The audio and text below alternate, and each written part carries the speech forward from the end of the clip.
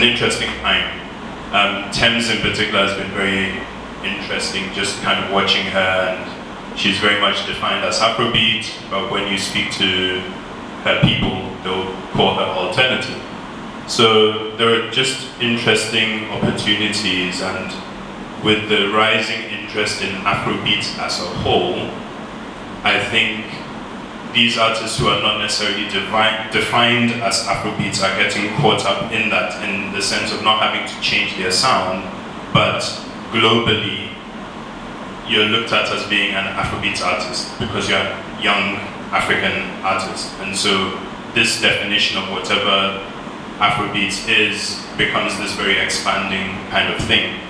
But in terms of on-the-ground change for artists, from what I'm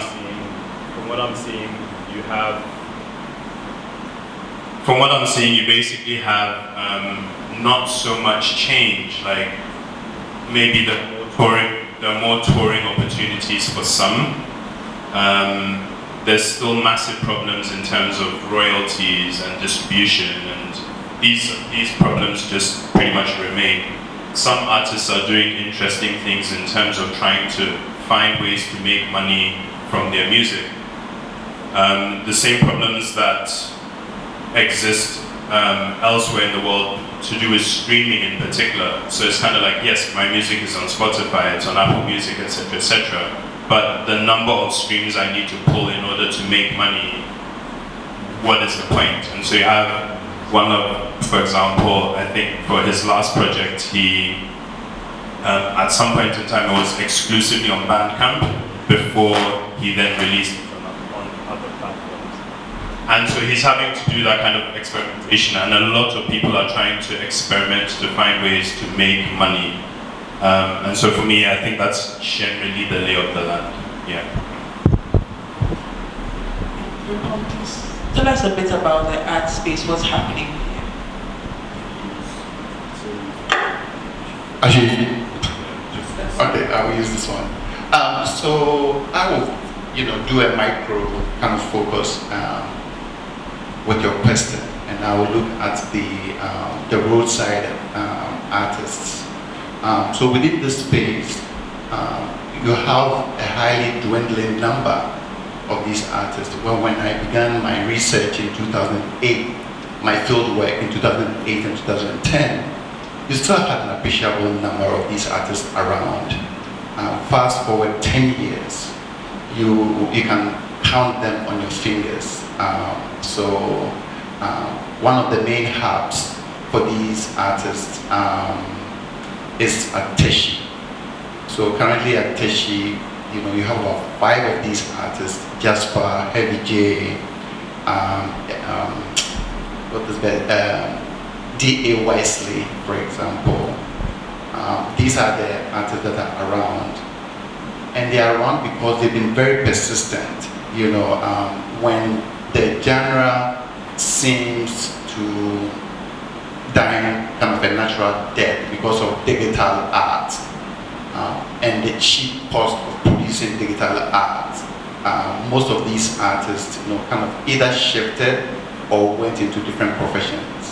And these artists kind of kept on, and now there's kind of a return, if you can call it, of people having an interest again.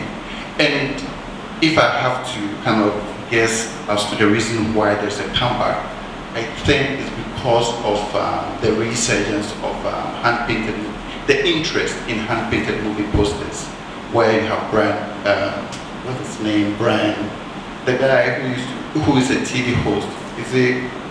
He came to Ghana and visited, Jasper, as well as Kobina Graham. Thank you. So these people, have taken an interest, and because of their global presence, the genre is, having a resurgence of life, if I can put it that way. But on the whole, the number of artists, the roadside artists, the number is really dwindling at a fast rate. And what I guess I have to say is, for those of us here who are interested in such an art form, please do commission works from them.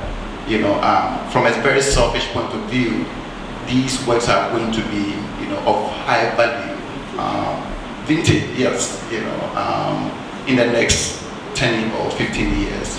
Thank you very much for these contributions. Just to add to whatever has been said here, starting with the visual art space, I think that, like you rightly mentioned, there is a big difference in those who are informally trained, and we see like a huge growth in the art space in Ghana. So like with the likes of Ibrahim Mahama and who actually has he has something to be an Egyptian museum happening in celebration of art, and the likes who are pushing and putting their weight out there. There are a lot of factions that are growing and also trying to train these artists to have some kind of idea of what is happening outside of academia, so that they are able to balance it all. And also in the music space, I guess there has been a huge surge in bands. So we have a lot of live band happening. The alternative space is also growing. I can give a typical example of Alliance Francaise hosting a lot of these independent artists like Walasi and Susan August and Akan. And then also in the literary space, I guess there's, for me, I would say that the literary space is actually the smallest of these three in terms of growth and what's happening, but there's still a lot happening with the growth of festivals and library spaces that are helping to create opportunities. But there's one thing that I did notice while all of you spoke is that, aside from you and Frimpong, both of you mentioned Nigerians. So there seems to be like a dominance of practice from Nigeria. So my question really is, why do we, aside their population, which is a given, do you think that there's something else to be considered in the way that the Nigerian space is taking up spaces in the creative arts, and also being intentional about the kinds of research and projects that we're doing? Is this something that we are missing in Ghana? Anyone can speak on this? Okay, so I would say that historically the Nigerians have tended to write more than the Ghanaians. So you think about the 1950s and 1960s, where we had writers from both countries being very vibrant in the Anglophone African literature space. Then Achebe kind of just blew up, and then he became the quote-unquote father of African literature, which was a wrong nomenclature, but it stuck. And he actually became the editor of the African Writers series, so he kind of became the gatekeeper, in name, even though there were a lot of behind-the-scenes politics. So I think it's always sort of been like that. Then Wole Soyinka to won the Nobel Prize, Of course, there was Ayikwe-Amma, there was Ama Atelelu, there was Kojulain, there were all of these fantastic writers as well. But I think it's just the reflection of that trend. Both countries, you hear writers say that there's not much support for them, but then you see, I think one of the things that has happened a lot with Nigerians is their diaspora. You see a lot of Nigerians abroad writing, and a lot of them have also got into that Booker Prize, the Booker Prize space, and that also gives them a certain edge. I read an article in one Irish newspaper where they're talking about how Nigerian literature has sort of become a thing in and of itself. So when you bring it to the online space, brittle paper, African writers, it's called African writers, something, I forget the last word, but these are online spaces that... Yes, African words, yeah, thank you.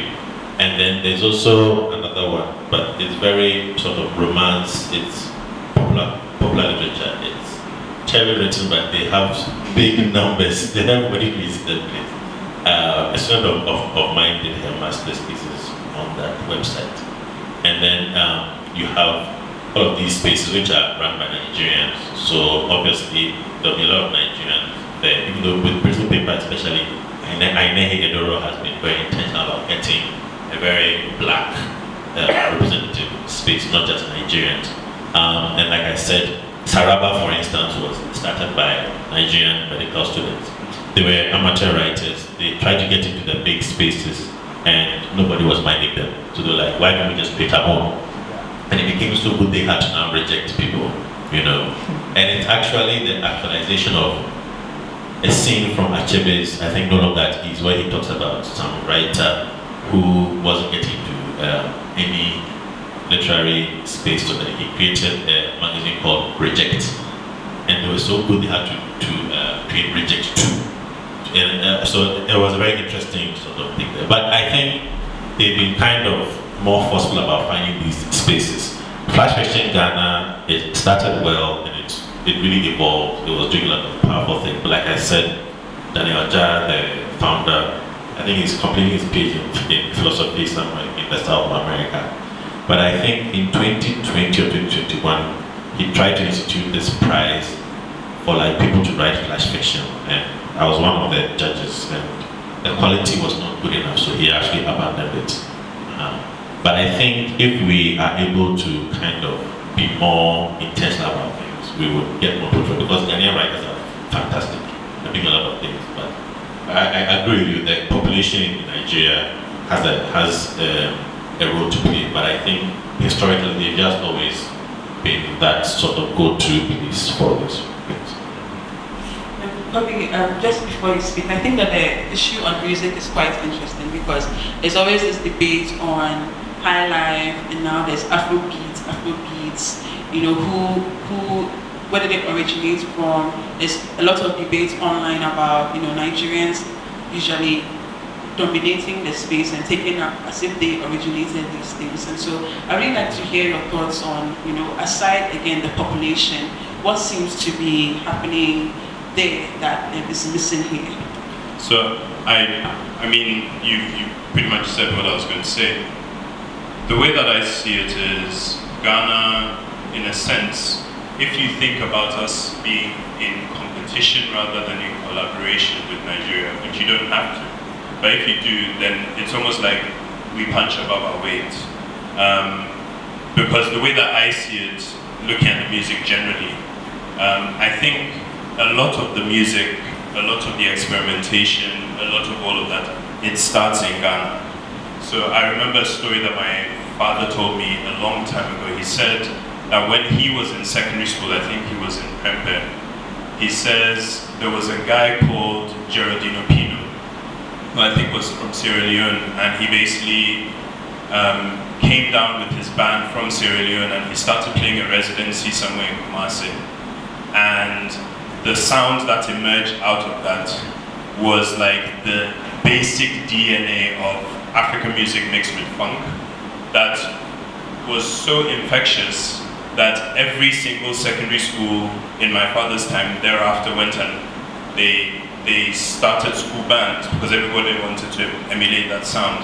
That sound essentially became Afrobeat, the original Afrobeat, that Fela basically revolutionized into something cohesive. But the DNA for that had been filled with, between Kumasi and Accra. Before that, high life music, like Nigerian artists, the cavemen, they come to Accra to pay pilgrimage, essentially, and say that this is clearly where it started from. You have the story of, I don't know, Chris Brown going and saying that Azunto is a Nigerian thing because Wizkid told him that it's Nigerian, etc., etc., etc. Like, I feel like we do a lot of the origination of the sound. If you're going to talk about Afrobeats as a sound, because Afrobeats really and truly is not a genre, there isn't a particular sound per se to it. But if there is, you can't have that discussion without talking about DJ Jules. But then what becomes really interesting is, I just feel like when Ghanaians and Nigerians collaborate, there is gold. And so it's like, yes, Jules and his partnership with Mr. Easy and what it generated. Or the fact that Tem's last EP was produced by Guilty Beats, who's a diaspora Ghanaian, like he's Ghanaian. So like, I feel like Nigeria has an amplifier effect, and I'm not saying that they don't contribute to it. They make amazing music, but those Nigerians who sit on Twitter and they try and make it seem as though the whole scene is just Nigeria, Or when I watch an Afrobeats documentary and they want to just focus on Lagos, I'm like, you must be smoking, and it's not the good shit. Aptly put. Okay, your last point, I was actually going to write it down. I thought Frimpong said something about how people go online to make it look like yes, Nigeria is, doing the only thing in Africa. I think about Hollywood and how they have been able to brand themselves so much that you think that it's the only movie scene, or the best movies do come from Hollywood. Of course, there are alternative movie spaces, but then when you ask the average person, they're going to be mentioning movies from Hollywood. So in essence, I don't think that it is wrong for spaces to make themselves look like they dominate. I guess that what is missing really is that even though we are doing the groundwork, there is a lack of archiving and writing about these things, which then affects where you can get the original sources of things. It's because if you want to look for information, you probably would go on Google, and when you Google certain things, you're going to be finding writers from South Africa, Kenya, and Nigeria, and a few from Ghana, and so that's what creates these spaces. And so it leads to my next question about research and projects. What I have realized in the Ghanaian scene, and I could be wrong, so correct me if I go wrong, is that a lot of work is being done in academia, which is not being consumed by people out of academia. And then there also seems to be a lot of work going on outside of academia, which is not really in conversation with things happening in academia. So this leads to the direct question of how do we then, at least in Ghana, find the balance between having people in academia, interact more with people outside of academia, because we have people like yourselves who are all in academia, researching and writing about the stuff that you're interested in. But then there are people who are not academics who are doing these things, but then we don't find these interactions happening. And I guess that creates a loss of interest from the masses who can say, oh, I can actually go and do a project on this. I don't need some degree to make me some sort of guru in these things. So how do we then find the balance to merge these things that would then put us in a solid space to say, okay, you can find the details of highlight music coming from Africa, from Ghana, because of so and so that has been written on it extensively. I guess I'll start with Frimpong, and you can speak about this on the art space. Okay. Yeah, so thank you very much for this question. So one of the things that has really pushed what I do is to use a very primitive word, is to marry the two.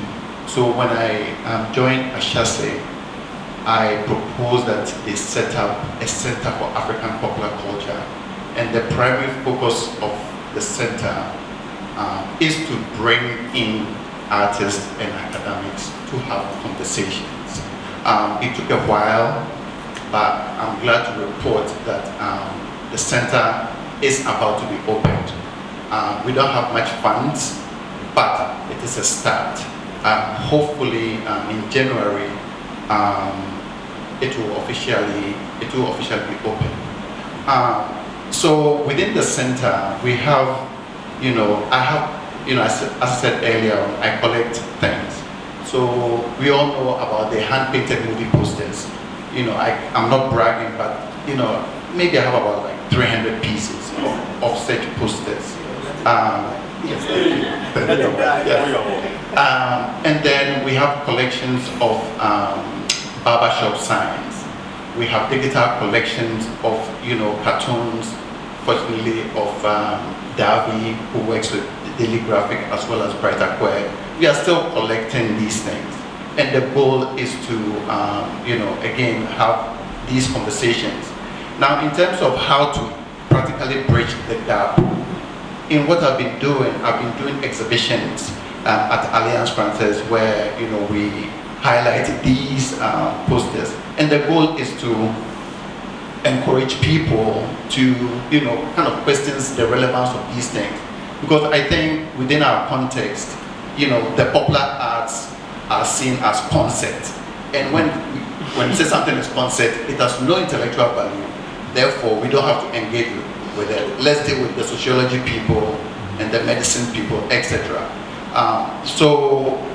Just to reiterate, within my work, I'm trying to bridge the two. I do exhibitions sometimes at my own cost. We know that lecturers are not paid well. Fortunately, I have a partner that gradually supports what I do. So again, just to say that I'm trying to live this life. I write about some of these things, and Kwabena also we currently published in a volume called Popular Culture in Africa, which is a 2022 volume, and it speaks to such initiative that we just mentioned. So I have so many thoughts.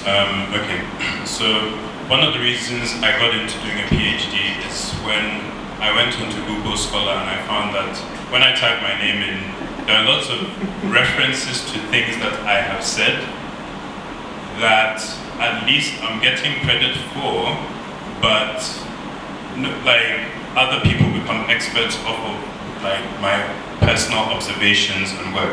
And I sat down and I thought of that. It took me a very long time to consider myself to be a creative, because as a DJ, I feel like I am playing other people's art as opposed to me being the artist. I've changed my mind since then, because there's some skill to what I do, and I'm a writer as well, so cool. But my personal opinion on this is that if you want to ask questions about music in Ghana, etc., you have to speak to musicians. It's not about the academics. And I feel like academia has always served as some kind of like middleman type of this thing where you get people who become experts off of other people's real expertise. Now, speaking from the inside, now doing the PhD, I can see that there have been major attempts now to bridge that gap. So you have things like professors of practice, or just spaces that allow for cultural practitioners to shine within the academic space. But there has to be a lot more to basically take, like one of the things that has blown my mind at the University of Ghana is that I feel like the research there, the research has been done, there's so much research being done, but it is not being made in ways that are accessible to everybody else. So it's not being taken and popularized. So like I feel like there should be like radio shows and TV shows and all sorts of stuff, like books, magazines, whatever, basically taking all of that knowledge that has to be spoken in this highfalutin ass language and strip it down into just regular language that people can understand. And so it's like, I used to be the editor of a magazine, and it's that approach that I use to my work. I think the PhD has sharpened my ability to research and ask questions. But when I think in the end product that I'm going to do is going to be a thesis. That thesis is going to sit there, and it's not going to necessarily be made widely available to even the people who are taking part in the research that I'm doing. So I have to think very actively as someone who, first and foremost, I am a member of an artistic community, as opposed to someone who is like looking at that community through a magnifying glass. So I have to think, how does the research that I do benefit the community that I see myself as being a part of? How do I take that and make it accessible to them first and foremost, before even the person from some other place who's going to come and look at it and be like, this is so interesting. Yeah. You see, like, I have to think really actively about these kinds of things. And just to also add to that, because the stuff that I'm researching is like alternative music and stuff like that, even if you take something popular like Afrobeats, go onto Google Scholar and type in the word like WizKid, you won't find that there's been a lot of research done at all, before you're now going to be doing research on like the other side of that. And so I have to think about things like right now I'm doing my PhD, and often they're just like, yes, but your sources are not academic enough. And how can my sources be academic? Because no one is writing about this stuff academically. And so I have to do this, so like it's forced me in terms of writing my PhD, in order to do the kind of conceptual part, I've had to dig into feminist knowledge of practice, ethics of care, to just justify the thing. before now being able to speak about the people who, like, as far as I'm concerned, these are like creative family to me. So these are some of the, so like there has to be work done from within academia to basically open it up in terms of sources, in terms of who we recognize as the experts, in terms of funding, because you'll be a musician thinking that your stuff has no relevance. But someone can get paid to do research on you, but you're not getting paid. Like, that's a problem. So these are some of the things that I think about. I do think the academic space, there are people within the academic space who have started thinking about this. And there definitely has to be more to just open up academia and make all this good research available to more people. Yeah. Okay, so the thing is, we all know the problems in this country, especially in relation to academia. We are overworked, underpaid, blah, blah, blah. But what I try to do is use the strength I have, which is networking, to get creatives to come to class and talk about their work. So for example, I've had Free Kantamaklo come to my class on multiple occasions, and we have looked at his work, and the students have loved it when he has read in Pidgin. So for example, when I teach my African literature class, I theme it on sound. So we think about sound as imagined in work, but we also have musicians come in. So when he reads his work, we see how Pidgin is such a tonal language. So for example, you can see a sentence that says, I go. And if you read it, it could be, I go, or I go. So in other words, the tense depends on the tone. So when they read, they understand that sound can play a role that would not be played in quote-unquote standard English. So they come in, and I've met people randomly. Like, I went to Hans Cottage with some students. I saw Jupiter, and I just asked him, can you come to class next week? And he came. I've just seen One Love, and I've asked him to come to my class next year, and he has graciously agreed. So I'll force him and push him until he comes to class. You see what I'm saying? So I mean, that's how we do. Like, people are busy, and we don't remunerate well if you come to see us. So I'm just saying that all the time. Yeah, unfortunately. So it's a sacrifice that they also make to just come to class, and then we can bridge that gap as you're asking. In terms of the research, one of the problems, and again it is structural, one of the problems with academia is that the most important aspect of your profile is to be that of a scholar. And being a scholar is defined in very, very conservative terms. You have to publish in certain outlets. And those outlets are very respected in academia, but they're not read by anybody else. So you write an article, you publish it in a journal or in a book, and no one can afford it. And you yourself have to buy it. You have to pay before you access it. And you pay in dollars. I don't need to go further. So, right, it's competitive. But then if, for example, you wrote an article and you put it in the Daily Graphic or you put it online, it wouldn't really count on your CV as much as if you wrote in one of the most sort of well-received, well-respected journals. You know, even if you wrote a book, how many people would buy it and read it and so on and so forth? You know, and as Kobe said, sometimes the language has to be of a certain style. And it's all just because the structure of academia privileges that kind of knowledge production. So then you would have, like you were saying, and for me, we had a long discussion of that. He was saying very powerful, wonderful things. Others were taking it and making it their own. And they were actually putting it in. And now, if you mention those things he said, you have to cite those people and not him. But people do that all the time. I mean, academia is a hustle. So they also getting ahead and doing their own thing in that way. So yeah, bridging the gap is difficult, but I think networking is a very important way of getting around it. But also spaces like this. I met Free Kantamaklo by chance because I went for this thing and he was there and we were actually on the same panel. And I was talking about his work and how his work looks at isolation in very, like I said, stylistic ways. You know, and of course, a lot of the musicians and practitioners don't really think about the, let's say, literal implications of the things they do, but that's also where we come in. And I think those are sort of ways that we can do better. If we had funding, we would do a lot of big things, you know, but that's a different conversation. Yeah, and I'm glad you ended on the issue of funding you doing great things, which I believe all of you are doing great things despite the challenges that you face. Picking on opening up academia, one of the discussions that I have with a lot of contemporaries, I guess I'm going old, so it's always am I a contemporary? But speaking with people like we and other writers and people in the music scene and even in the art space who are up and coming, I guess, there's always the challenge of, oh, but I'm interested in doing X, Y, Z, but if I submit this kind of thesis to my department, they're not going to accept it because it's not serious enough. One typical example is a friend was interested in doing a paper on Shafawali when we were in school, and it was seen as, how can you write a music paper on Shafawali? Who is he?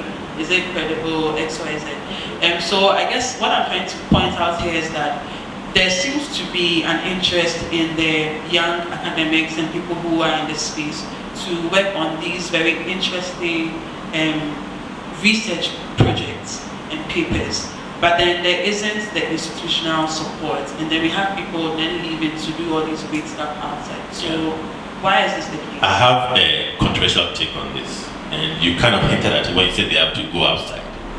My opinion about how and why some of these so-called unrespected or disrespected topics don't get that much play is because you usually need a white person to front it. So when you look historically at popular culture, it was white folks who came and worked on it and gave it the credibility that then made everybody else going. So for example, like there's research on market literature, like those little cheap booklets that you buy for 1 cedi, 2 cedis at Kaneshi. People have won, exactly. People have won awards on those, but the first people to write on them or like popularize them were white. When you look at the concert party things and all those things, if you are local here and you write about it, they'll say you're not serious. But a white person does it, it gives it credibility, then we all go in. That's my opinion about it. Or if you're outside, like the work I do, I've had people ask me at different fora that like, why are you looking at this pigeon thing? Why don't you look at maybe a novel written by Achebe and so on and so forth? But African literature also had that problem in the past. Like at the English department where I am, up till now, when you go there, you see pictures of white people, dead white men, that's what I call them. So you have, and some are even not research on or talks at the department, like Aldous Huxley and something the elder. Nobody has done their work for like at least 25 years, but they are there because they have a certain level of respect. So in the 70s, or in the 60s and 70s, like this was like 20-30 years after the university was established, nobody did African literature. There was only one course that was taught or introduced toward the end of the 70s after a huge fight with 2 lecturers there, which resulted in one actually leaving to Tanzania for a while, because it was difficult to get that credibility. But when you have these Western scholars get into the space, then people say that, oh, okay, it's fine.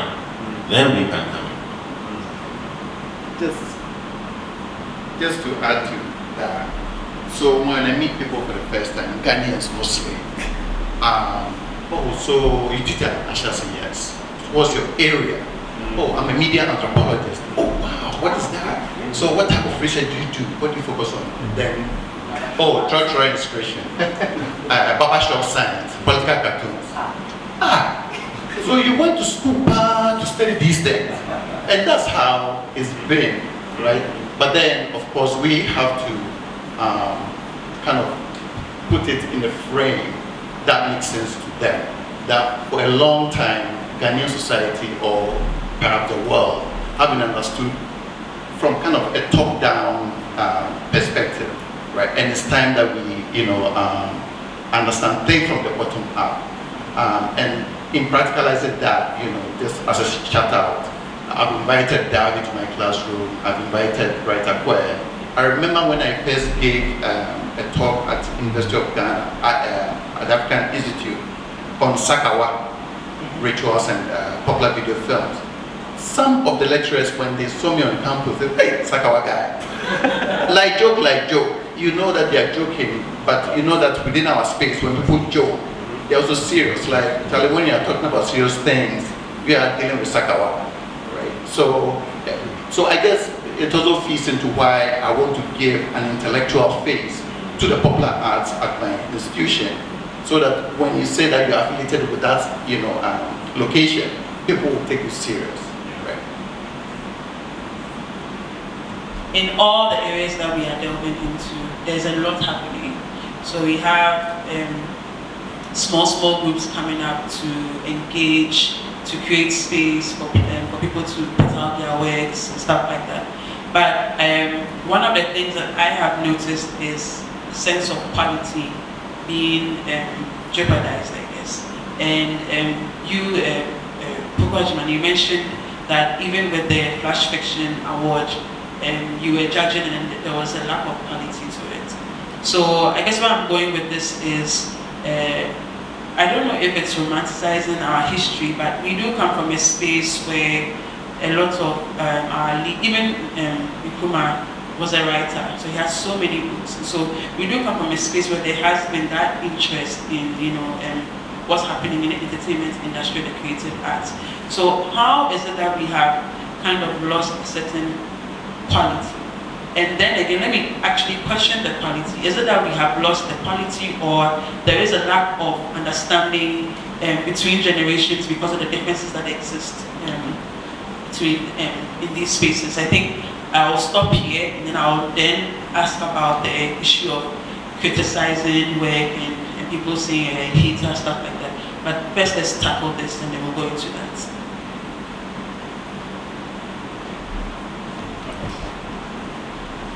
I would say yes and no. Nostalgia plays a key role in responding to any issue. So even outside of creative work, you always hear people say the good old days, as if in the past things were better.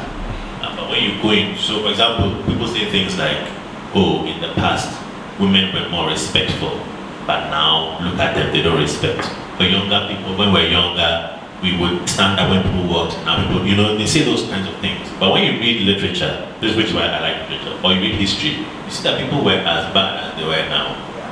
It's only the context that has changed things. So for example, people would say, oh, maybe a certain group of people used to be very sort of respectful and measured and so on. But now social media lets people's thoughts come out. So we realize that they were not as good or respectful as we would have thought. In the same way too, I think creative work doesn't necessarily decline in quality as much as the context makes it different. So Charles Dickens, for instance, in his time, he had to make money by writing in the newspaper. So I think about a page or so would appear every day in the newspaper, and he had to make it interesting enough for people to go and read the next time. So when you read any of his novels, you see that it's like a soap opera. It goes up in interest, then it comes down, goes up, comes down, goes down, because he always had to end it on an exciting note, so that people would read the newspaper the next day, buy it, and would get his cuts, And in a time when publishing was more difficult, it was harder to get books and so on and so forth.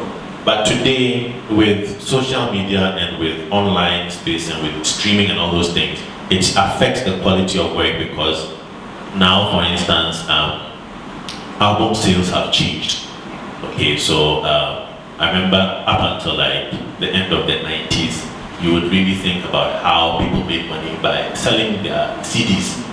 But now, how many people make CDs, right? You can just make a single and all those things. So I think they affect things more than simply saying that quality has declined. If you think about writing now, people are writing things that maybe Ayukan wouldn't have thought of, or Amati wouldn't have thought of. People are able to broach certain topics that you would have dared not think about in the time, especially in African literature where Heinemann was like the go-to place. So if Heinemann didn't like your work, but they said change, you have to change it. Now you can create your own website and write whatever you want and put it there. So I would say that it's not necessarily a question of quality declining as how context affects how you produce. So if, for example, you are now very interested in YouTube views, right? It affects how you make your music different from, let's say you were interested in people buying your music, you know? Now you can just make a single and go your way. In the past, you have to make an album and all that. So I think context is important. I think when it comes to the music space, I don't think quality has necessarily suffered. I'm really interested in,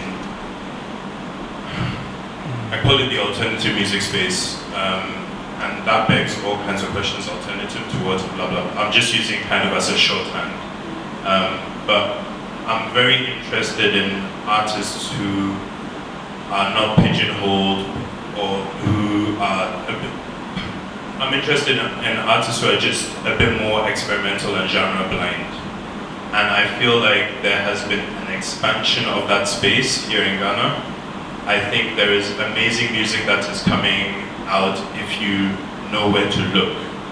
A lot of people don't know where to look, and there are all sorts of reasons for that. But quality-wise, I think, for me, I'm interested in what I call the alternative space, because what I've found is when you're not making music that has to pander to, let's say, mass interest, you tend to take on the concerns of people who are outside of the mainstream. And so if you're looking to understand what is going on in Ghana, even playfully,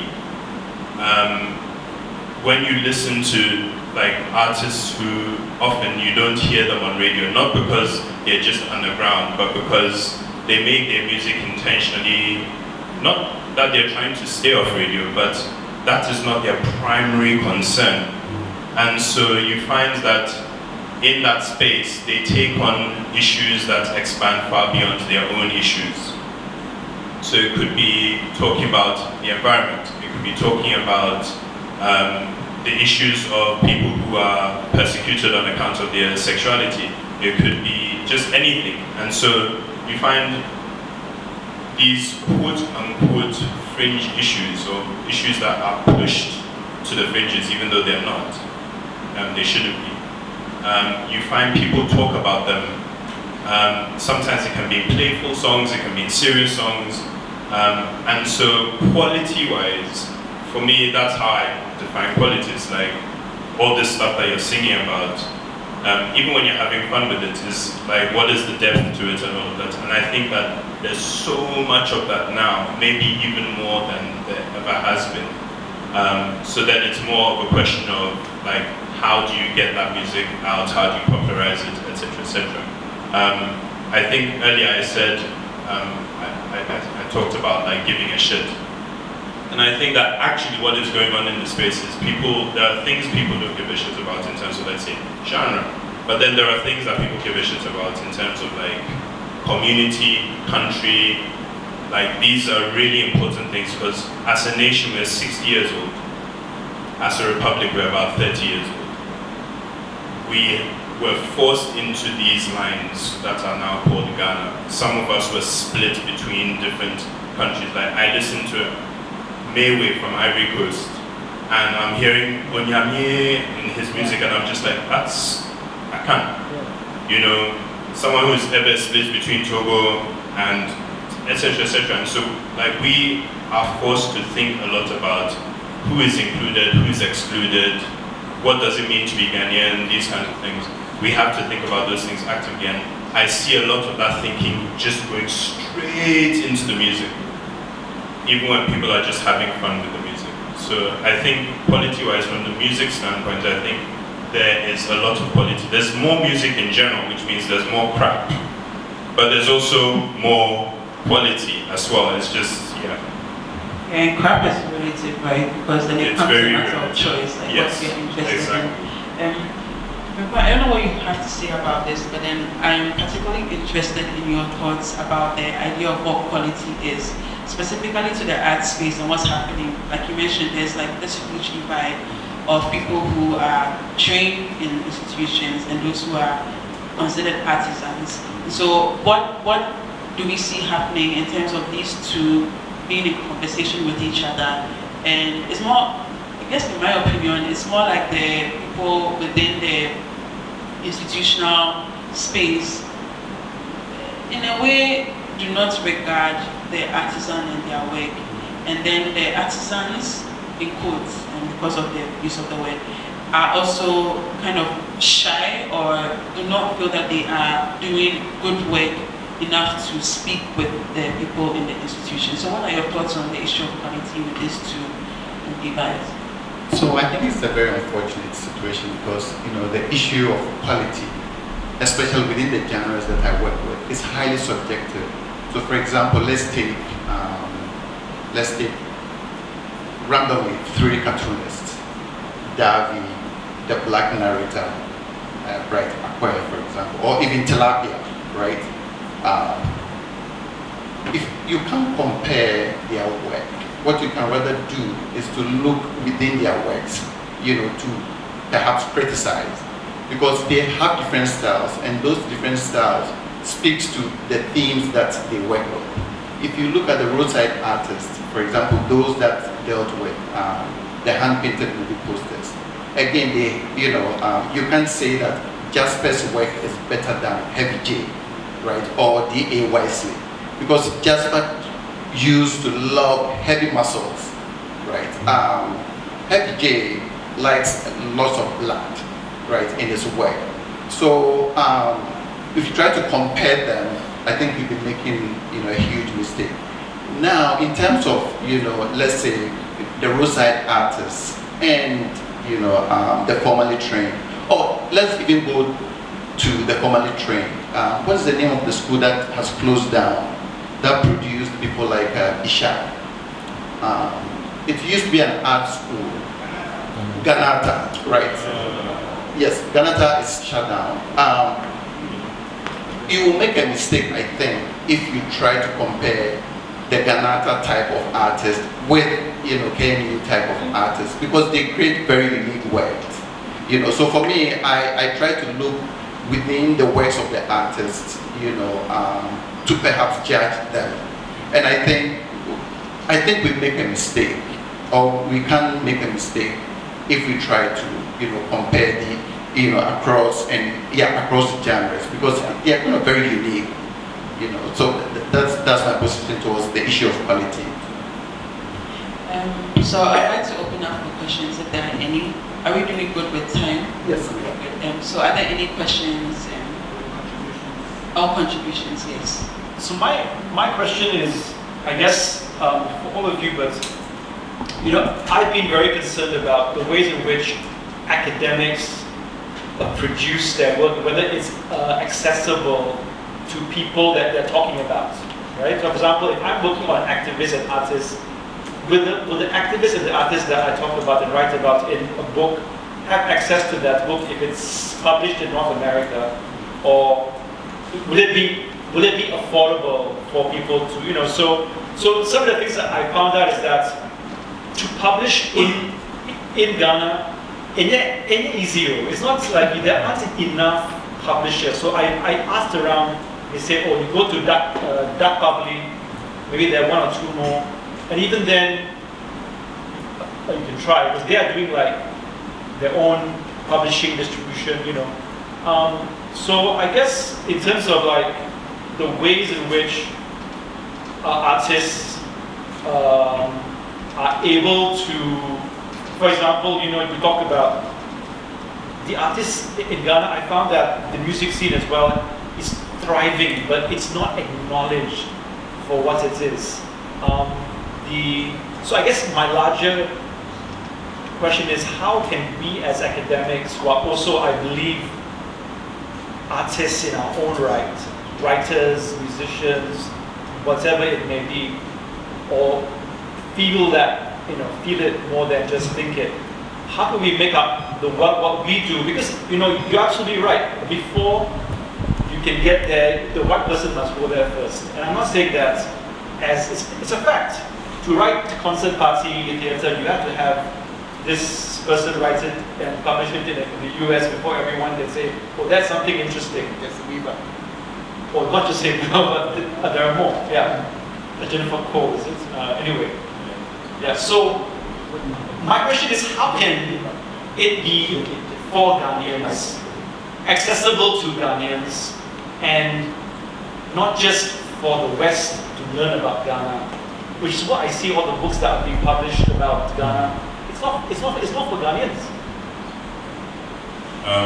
So I want to hop on this because this is something that I think about a lot. I feel that, so I'm torn. On the one hand, I think it's the responsibility of the academics. I think personally that there are all these things that we are asked to do in order to qualify, to print out our work, etc., etc.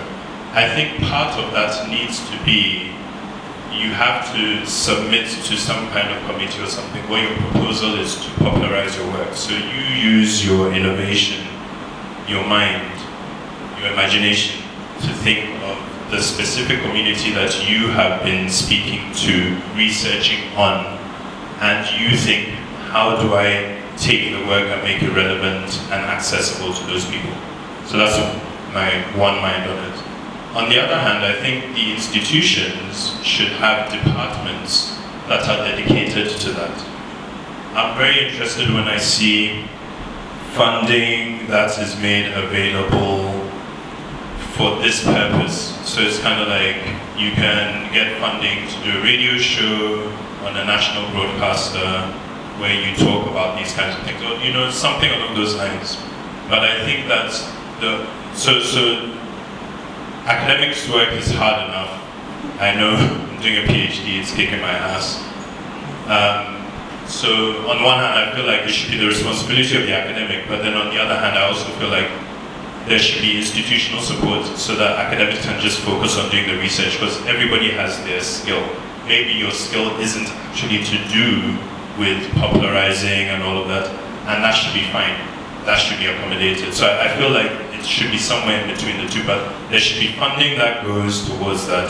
But every single person who is researching any community has to think about that community.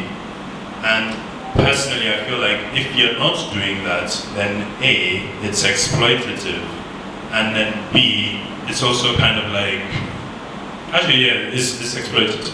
Like, bottom line, it's exploitative. That's what I think. So what I do personally is, if I write about any writer, I share my publication with them when it's done. So the founder of Flash Vision Ghana has gotten every single work that I've had. I send it to him to let him see what is happening.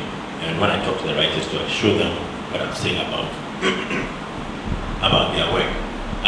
But yes, it's difficult to find outlets. So in 2017, some scholars and I organized a symposium at Ashesi University in the US. So we got people from all over the world to come and talk about digital creative expression.